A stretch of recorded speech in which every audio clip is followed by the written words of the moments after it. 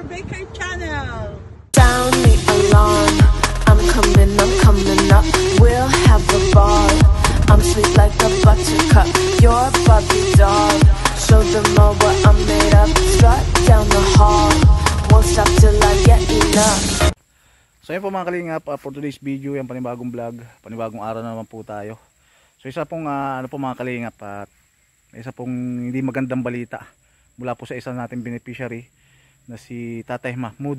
Ayun, at sa nga po hindi magandang balita, bumalik na naman po yung kanyang dating sakit na hindi po makatayo. So kanina po umaga ay pumunta po kaagad si yung kanyang po asawa para humingi po ng tulong sa atin. At nangako naman po ako na pupuntahan ko siya ngayon kasi may lalakad po ako kanina. So ayan po mga kalingap, ito po yung isa sa mga tutulungan po ni Super Baker. Yan, papanood nyo po ito sa kanyang YouTube channel, yan, Super Baker. Yan, suportahan din po natin. Isa rin pong all the way from Canada, from Team Rachel Canada. Ayun mga kalingap, tara puntahan po natin at alamin po natin kung ano po yung naging sanhi o naging problema po at bakit bumalik po yung dating sakit ni Tatay Mahmoud. So nakakalungkot man po, pero tara po, papuntahan natin. Pero bago po tayo magpatuloy, huwag po natin kalimutan, Kuya Bal Santos Matubang, Ate Edna Vlog. At wala po akong dala ngayon mga kalingap, at bibigyan na lang po natin ng cash. Bahala na po sila kung ano, kasi wala pa po tayong hindi pa po sumahod yung ating YouTube channel, naka from the vlog. Kaya pasalamat po tayo at nagpahatid po na tulong si Super Baker, si Ma'am Annabel all the way from Canada. Yan, nagpahatid po siya ng 1,000 pesos para po ibigay dito kay Tatay Mahmoud, para kahit pa paano po ay makatulong po dun sa pambili po ng gamot, at the same time konting kilo ng bigas para po sa pamilya nila. So tara po mga kalingap, puntahan po natin.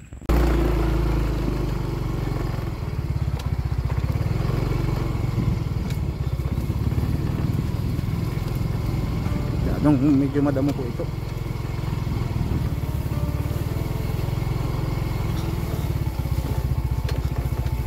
Ayun po, at malapit na po tayo dito sa bahay po ni Tatay Mahmoud. Ang kapal na po ng kanyang mga ng kanyang mga talbos kamuti. Yan, isa po sa mga pinagkakitaan na binibenta po. Actually may pupunta po dito para iangkatin yung kanila pong mga pananim. So tara po mga kalingap.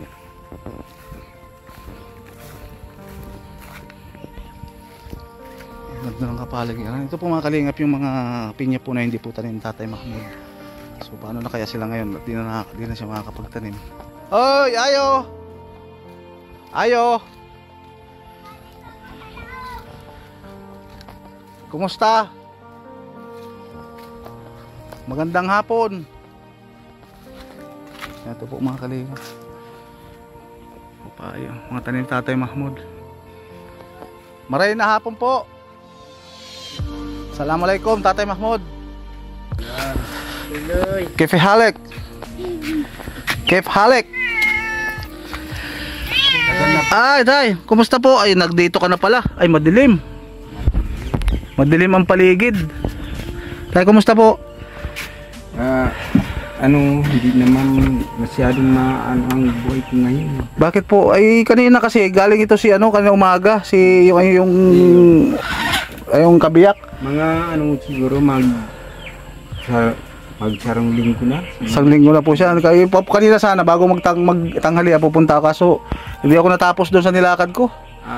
Kaya ngayon ako pumunta, sabi ko maaga pa naman, napasyalan ko kayo. Kumusta po tayo? Anong nangyari? Wala, yung ko, may ako makakalakaw. Tapos masakit dito. Masakit daw po mga kalingap, di siya makalakad. Ito po ba yung dati yung sakit? Yun po. Ay di paano na po tayo yung pagtatanim? Wala na po. Kaya back to normal na naman. Back to normal. So paano na naman yung inyong kabuhayan? Ay wala talaga. Nung nakaraan pumunta ako dito, wala ka nun ay. Sa Manila po, natawagan ako nung anak ko nasa ospital.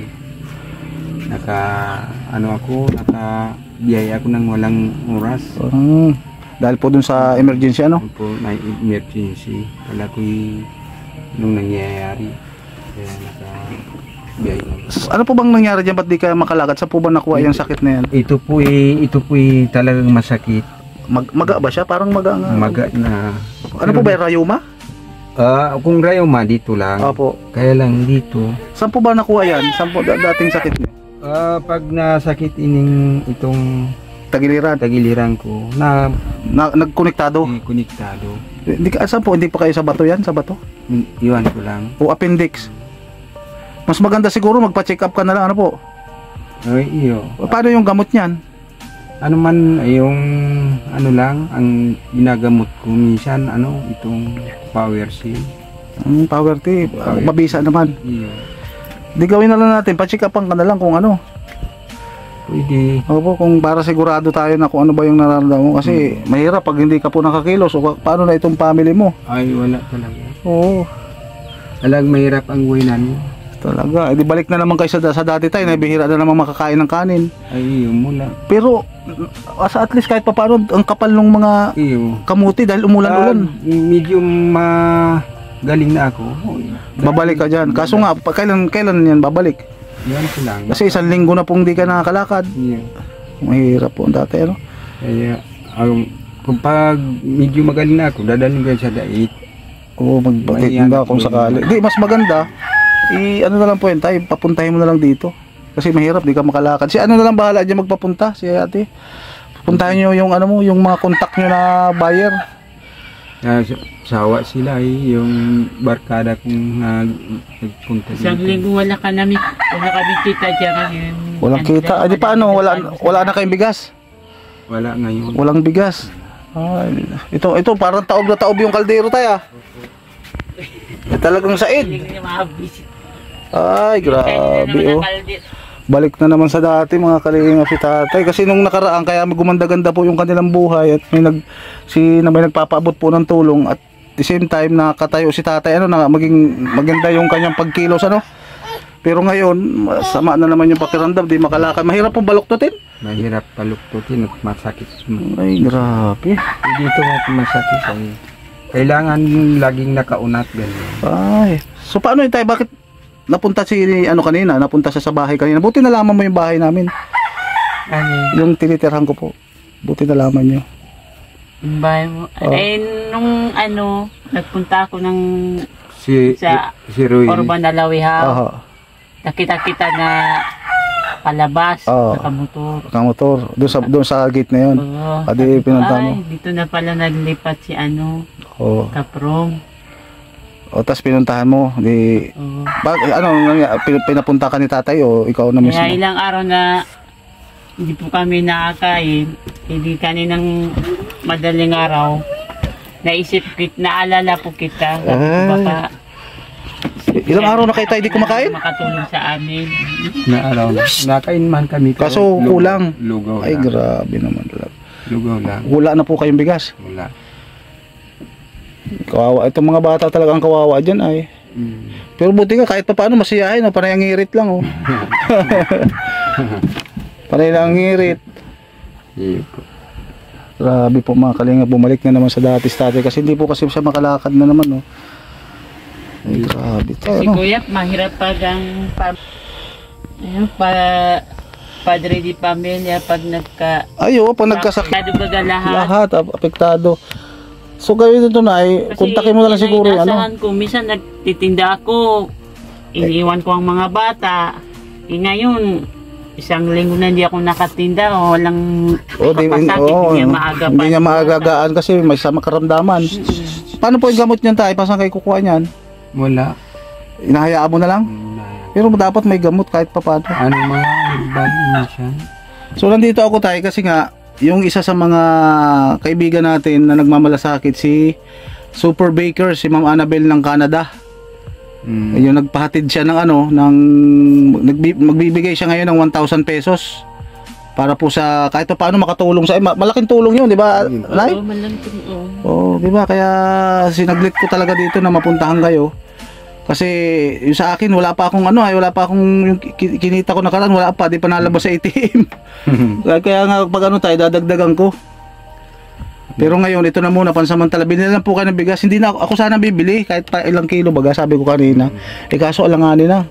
Gabi na, nagmamadali ako para makabalik dito, makapunta sa inyo. O tayo kunin mo itong para kahit pa paano po ay ito 1,000 pesos. Yan.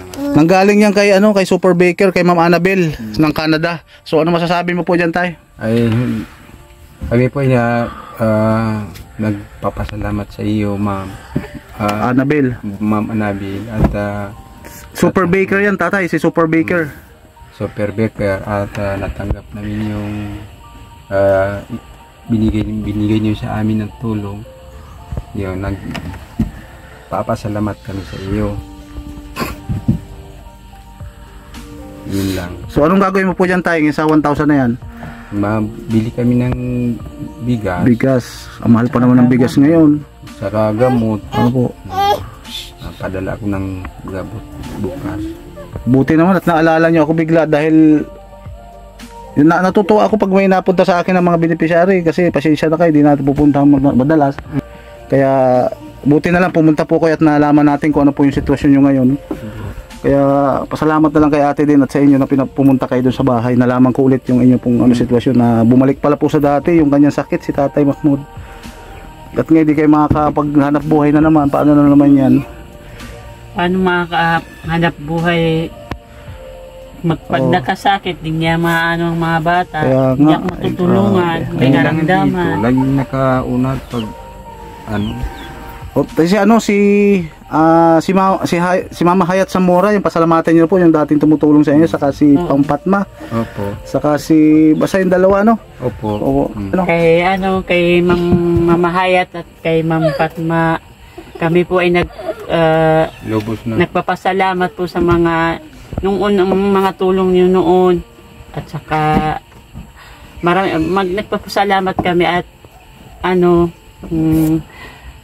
mahingi kami po ng kunting tulong po para sa mapagamot po ang asawa ko, baka pa-check up ko po siya para malaman kung ano po talaga ang sakit niya. Kasi pag wala si tatay may sakit, ano pong nangyayari sa inyo? Pag nagkasakit po siya, wala talaga, apektado lahat ng hanap buhay namin kasi wala akong maasahan hindi siya, wala mong mabantay sa mga anak ko hindi siya. Kaya kami lang mag-asawa pang nagtutulungan, kaya naghihingi po ako ng tulong kahit sino man. At saka i-follow niyo po ang ni Kaprom, kung may tutulong man sa amin, i-follow na lang kami sa YouTube channel po ni Kaprom D. Ayun, sige na, malay nyo, basta paalam na lang tayo, magdua lang tayo kay Allah. Kasi alam naman ng kung ano pa pangangailangan natin. Binibigay niya ng kusa, di ba? Kasi basta sa magdua lang tayo. Alamin. Allahumma aftah lana abubal khair wa abubal barakah wa abubal rizki wa abubal syihati wa abubal salamati wa abubal afiyah.